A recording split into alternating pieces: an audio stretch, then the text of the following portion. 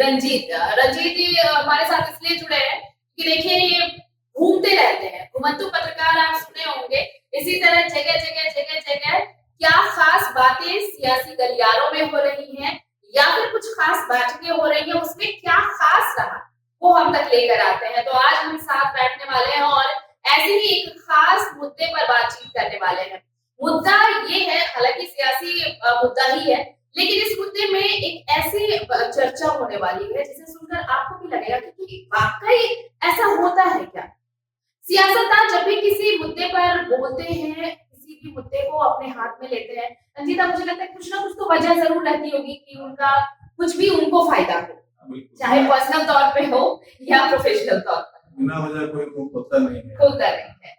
लेकिन ये उस वक्त गलत होता है ना। मान लीजिए आप मेरे दफ्तर आए हैं, हम आपके पास आए हैं, तो हम इसलिए कि नहीं हमारी जान पहचान है तो अच्छी है, लेकिन जैसे ही आपका काम कहीं बन गया, मेरा काम कहीं बन गया, तो दोनों एक दूसरे को भूल जाए तो तब थोड़ा बुरा लगता है, थोड़ा बुरा लगता है। और ये बस एक उदाहरण था। अब आते हैं मुद्दे पर।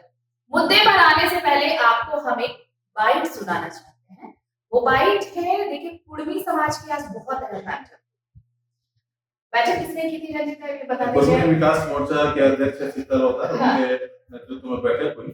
और कुर्मी विकास मोर्चा एक ऐसा संगठन है जो लगातार की कुर्मी को आदिवासी सूची में शामिल कराने के लिए लगातार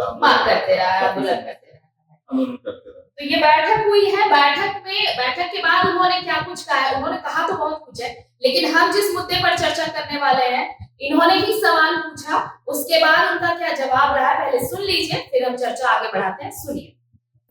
हाल के समय में देखा गया है कि कई राजनीतिक दलों ने या सभी राजनीतिक दलों ने आपके जो मुद्दे हैं, जो आपको एसटी बनाने का जो बात है, उसे किनारा कर लिया गया। पैसा एक्ट की बात हो रही है, सरना धर्म कोड की बात हो रही है, लेकिन आप लोगों का मुद्दा जो कुछ समय तक पहले तक दलों के लिए सपोर्ट होता था, मिलता था समर्थन, अभी सभी ने किनारा कर लिया। इसके पीछे क्या वजह है? देखिए, कुर्मी में थोड़ा आबादी तो है, सबसे ज्यादा आबादी झारखंड में कुर्मियों की, लेकिन बटा हुआ है कुर्मी। हम लोग इसको स्वीकार करते हैं कि बटा हुआ, उसका फायदा उठाता है राजनीतिक दल वाले लोग, कोई भी दल हो। अभी नया नया जो लोग पार्टी बना है, चाहे जो कोई भी क्षेत्रीय दल अपने आप को कुर्मी का पार्टी जो लोग मानते हैं, वो लोग भी जब कुर्मी को एसटी में शामिल करने की बात आती है तो चुप्पी साध लेते हैं, तो सोचते हैं कि नहीं हम तो जनरल राजनीति कर रहे हैं, तो राजनीतिक में सभी जातियों का वोट की आवश्यकता है, ये सोच के। और जो कुर्मी का जो डिमांड है, जो उनको एसटी में शामिल करने का जो मांग है, उस पर कोई पहल नहीं करते हैं। ये आज के डेट में सभी लोग कुर्मी समाज को वोटर समझ लिया, चाहे कोई भी पार्टी हो, चाहे बीजेपी हो, कांग्रेस हो, जेएमएम हो, चाहे और जितने भी क्षेत्रीय दल हो, कोई भी कुर्मी को सिर्फ वो लोग एक वोटर समझते हैं और यूज करते हैं। और अभी तक हम लोग वो यूज होते आए हैं। कभी हम लोग को एकजुट होकर सशक्त विरोध नहीं कर पाए कि तुम मेरा बात करोगे तब हम आपके साथ हैं, ऐसा कभी हम लोग नहीं कर पाए हैं। लेकिन प्रयास जारी है। एक ना एक दिन ऐसा समय आएगा जिसको सबको बात करना पड़ेगा और कुर्मी को एसटी की सूची में सूचीबद्ध करना पड़ेगा।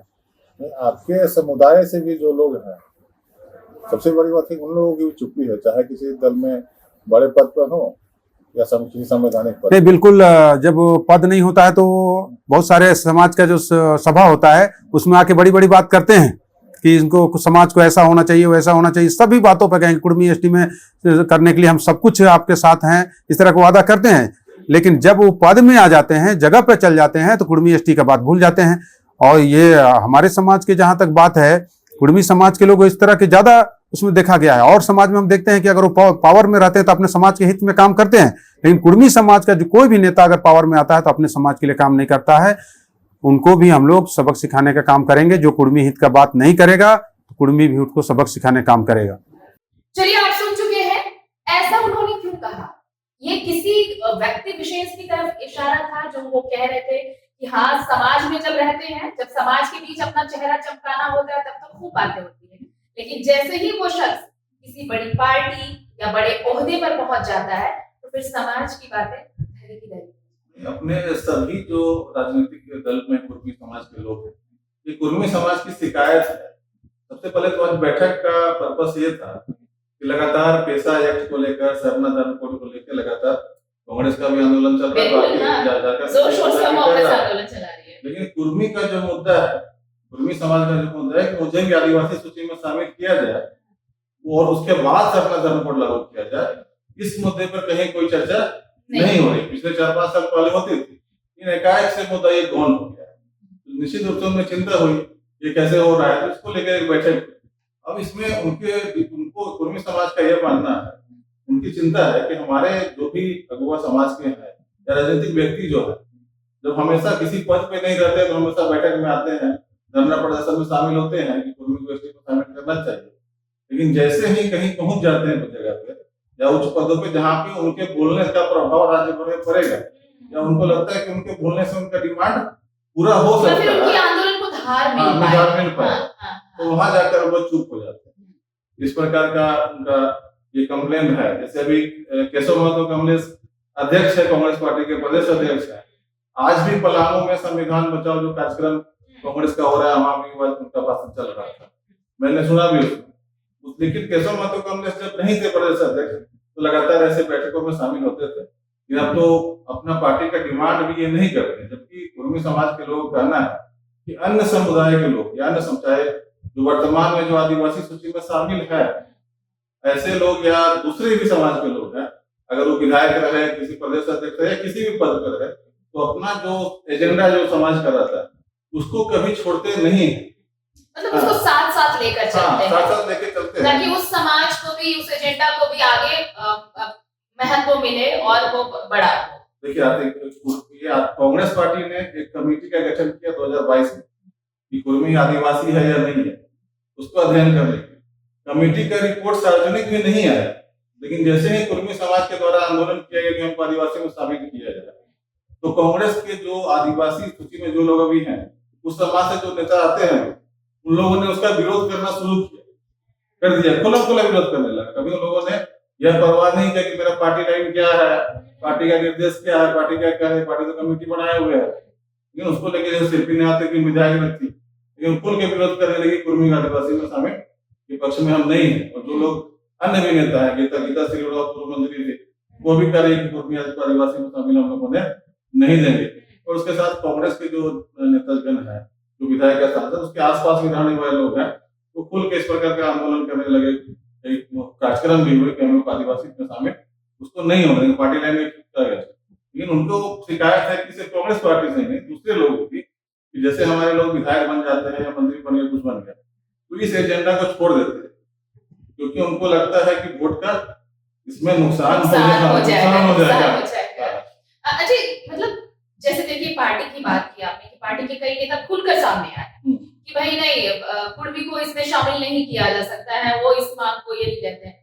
लेकिन ये खुले तौर पर आप कहें तो ये इशारा केशव कमलेश महतो के लिए भी था कि वो अगर किसी पार्टी के अगर अध्यक्ष के तौर पर हैं यहाँ पर किसी प्रदेश में, तो उन पर बड़ी जिम्मेवारी बनती है और एक उम्मीद भी उस समाज को है जो लंबे समय से इस आंदोलन को चला रहा है कि भाई आप हमें भी आदिवासियों की सूची में शामिल कर लीजिए, क्योंकि हम भी पुरोधा रहे हैं झारखंड निर्माण में। वो तो कहते थे कि सारे दस्तावेज हम लोग के पास है, सारे प्रमाण हम लोग के पास है, प्रमाण भी देते हैं कि आंदोलन कैसे हुआ, कैसे क्या हुआ। लेकिन अभी जैसे शायद पार्टी का लाइन नहीं है उनका, लेकिन पार्टी को भी आपको नेतृत्व को आपको कन्विंस करना चाहिए, जिम्मेवारी बनती है, क्योंकि आप प्रदेश अध्यक्ष हैं, तो आपकी बातें अभी सुनी जाएगी। जब आप नहीं रहिएगा, हाशिए पे चले जाइएगा, उसके बाद कोई बात सुनता नहीं। अभी जो आप बोलिएगा तो पूरा प्रदेश की जनता भी सुनेगी। आप अपने प्रदेश का जो नेतृत्व जो दिल्ली में बैठा हुआ है, उसको भी आप कन्विंस कर सकते हैं कि हमारा समाज का ये डिमांड है, अगर उसके साथ हम लोग जाएंगे तो हम लोग को वोट के रूप से, राजनीतिक रूप से भी फायदा होगा और उनका भी नाम बनेगा। कन्विंस अभी पावर में है वो, लेकिन अभी इस प्रकार वो बात कभी अध्यक्ष बनने के बाद तो कम से कम सुनने का एक बार भी नहीं मिला है। क्या दबाव भी नहीं बोल पा रहे हैं या क्या मजबूरी है, तो वही बेहतर ढंग से बता सकते हैं। अब इसको अगर पैरेलली हम देखें कि जयराम महतो देखिए जाति धर्म से अलग, मतलब, लेकिन फिर भी मुझे लगता है कि इकलौता विधायक होना किसी पार्टी का और एक ऐसा मंच मिला जहां से वो अपने समाज के लिए, अपने लोगों के लिए बिना किसी जात धर्म के खड़े होकर वो बोलते हैं, इससे आप इनकार नहीं कर सकते। लेकिन उनसे लोगों की उम्मीदें क्यों जुड़ी कि वो महतो समाज के लिए या फिर कुर्मी समुदाय के लिए एक जो आंदोलन चल रहा है, और भाषाई आंदोलन जब शुरू हुई है यहाँ पे झारखंड में, उसके बाद जयराम महतो का चेहरा चपका और उसी के बाद महतो और कुर्मी समुदाय को एक उम्मीद जगी कि उनके लिए कोई चेहरा खड़ा हुआ है। यही उम्मीद केशव कमलेश महतो से भी ये समुदाय लगा बैठा है। इसमें थोड़ा सा आपसे मैं सहमत नहीं हूँ इसलिए मैं सहमत नहीं हूँ कि 3 3-4 साल 5 साल 2014 के बाद का जब समय हाँ, गुजरा, हाँ। मोदी के आगमन के बाद और रघुवर दास के झारखंड में आगमन के बाद, तो बीजेपी के लोगों ने भी यह कहा कि कुर्मी आदिवासी में होना चाहिए। हाँ, बीजेपी के द्वारा भी कहा गया, कांग्रेस के द्वारा भी कहा गया, झारखंड मुक्ति मोर्चा के द्वारा भी कहा गया। एक चिट्ठी जो लिखी गई थी कुर्मी समाज को एसटी में शामिल करने के लिए, उसमें हेमंत सोरेन का सिग्नेचर पहले नंबर पर तो कहा गया। लेकिन जयराम महतो के आगमन के बाद कहीं न कहीं यह आंदोलन और ज्यादा कमजोर हो गया। मतलब जयराम महतो के आने से ये आंदोलन कमजोर पड़ा। इसलिए रंजीता मेरी बातों से सहमत नहीं होते। और क्यों कमजोर पड़ा वो भी सुनिए। इसलिए मैं कहती हूँ कि अगर आप इस मंच पर आएंगे, इस प्लेटफॉर्म पे आएंगे, तभी आपको ना ये छोटी छोटी जो खास खबरें होती है खबरों के बीच में, वो आपको मालूम पड़ पाएगी। ऐसा क्यों? आप पहली बात तो ये कि आप मेरी बातों से सहमत नहीं हुए, जहां तक मुझे ऐसा लग रहा था आपने उसे ऐसा लग गया, लेकिन क्यों? क्योंकि कुर्मी का जो वोट है, क्योंकि राजनीतिक दल या राजनीतिक नेता कुछ भी बात करते तो वोट के गणित के हिसाब से बात बिल्कुल उनका तो कहां से पर्सपेक्टिव वही है। क्योंकि जब हेमंत सोरेन का सिग्नेचर था, इरफान अंसारी का सिग्नेचर उसमें, नॉन कुर्मी लीडर्स का भी सिग्नेचर था, जो मांग कर रहे थे कि कुर्मी को आदिवासी में समाहित किया जाए। लेकिन अब कोई नहीं बोल रहा जयराम महतो के उदय के बाद, क्योंकि कुर्मी का वोट जयराम पहले से ही बटा हुआ वोट है। ज्यादा वोट आजसू पार्टी को मिलता था, क्योंकि सुदेश महतो कुर्मी समाज के हैं, उसके केंद्रीय लीड कर रहे थे उसको। लेकिन उसके बाद भी कुछ ना कुछ वोट 100% वोट उसको नहीं मिलता था। बड़ा वोट मिलता था, लेकिन उसके बाद भी जेएमएम को भी मिलता था, कांग्रेस को भी मिलता था, बीजेपी को भी वोट मिलता था। अब उसमें एक नया और एंट्री हो गया। हाँ, तो और वोट शेयर जो है वो बढ़ गया। वोट शेयर ऐसा नहीं है कि पूरा का पूरा आजसू का वोट चला गया जेल के अंदर, उसके बाद एक हिस्सेदार और उसमें आ गया, बंटवारा और ज्यादा हो गया। जब बंटवारा हो गया तब ताकत कम हो गई। वही कहा जाए तो आदिवासी वोट जो है, वो जो वर्तमान में जो आदिवासी वोट जो है, आदिवासी वोट एकजुट है, और उसी वोट को प्राप्त करने के लिए, अपने समर्थन में करने के लिए लगातार कांग्रेस भी काम कर रही है, लगातार जेएमएम भी काम कर रही है। सब कुछ को नजर है, ये वोट एक मुश्त हम मुझे मिलेगा। क्योंकि वहां पे आपको ना आदिवासियों के वोट बैंक में सबसे बड़ी अच्छी चीज आपको ये दिखी, वो इंटैक्ट है। वो इंटैक्ट वोट है। उनका एजेंडा फिक्स होता है कि उन्हें किसे वोट देना है। आप उन्हें मतलब आपने बरगला नहीं सकते, या चाहे वो आप ये कहें कि हिंदू कैंडिडेट के लिए चले जाएंगे या मुस्लिम कैंडिडेट के लिए, नहीं, वो अपनी जात, अपना धर्म और अपनी आइडेंटिटी की तलाश में इंटैक्ट है अभी भी। कुर्मी वोट पूरा उसके लेकिन कुर्मी वोट पूरा स्टैंडर्ड है, बिखरा हुआ है। जयराम कहने से वोट ज्यादा बिखर गया।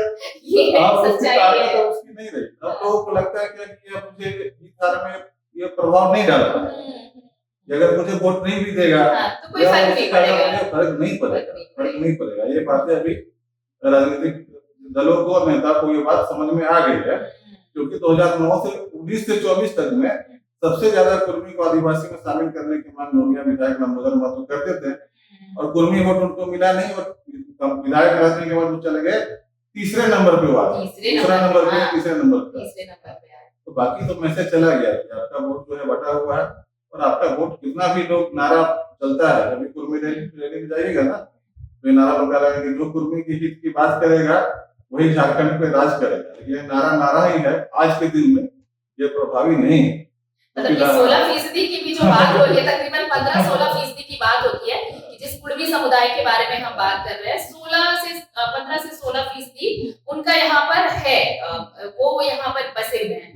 लेकिन ये 16% को भी अगर आप इंटैक्ट नहीं कर पा रहे, अगर ये बिखरा हुआ स्कैटर्ड है, तो फिर किसी भी राजनीतिक दल को या किसी भी राजनीतिक चेहरे को ये फर्क नहीं पड़ता कि आप किसे वोट देने जा रहे हैं, किसे वोट नहीं दे रहे हैं। इसलिए जरूरी नहीं है कि हम अपने समाज की बात अगर सौदे पर रहेंगे ना भी बोले तो क्या फर्क पड़ता है।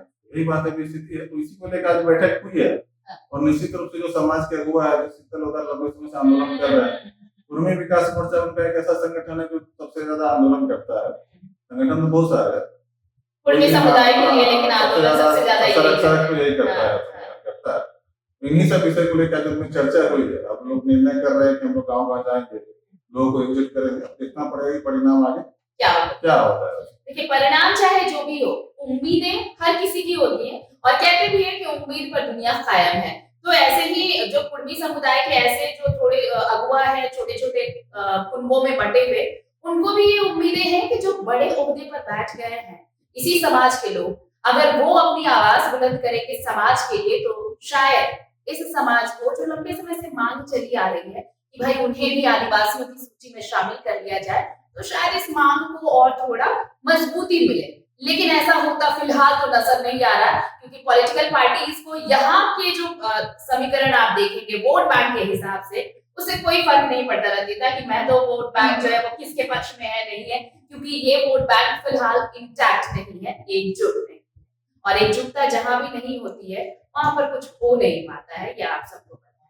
बहरहाल ऐसी खबरों के लिए जो आपको खबरों की खबर दे वो सिर्फ और सिर्फ द भारत मित्र है। आइए आप यहाँ पर देखिए, अगर आपको इसमें लगता है कि कुछ और चीजें जोड़ी जा सकती थी, कुछ और इंफॉर्मेशन इसमें किया जा सकता था, दिया जा सकता था, आप हमें कमेंट सेक्शन में भेज सकते हैं। रंजीता से फिर मुलाकात होगी, कुछ और खबरें लेकर आएंगे हम आपके लिए। फिलहाल कंटेंट अच्छा लगे तो लाइक कीजिए, शेयर कीजिए और हमारा चैनल जरूर सब्सक्राइब कीजिए। जोहार, नमस्कार। अगर खबर पसंद आए तो आप QR स्कैन कर दें हमारा साथ। आपका एक छोटा आर्थिक सहयोग है हमारा बड़ा हौसला। द भारत मित्र, बुलंद भारत की बुलंद तस्वीर।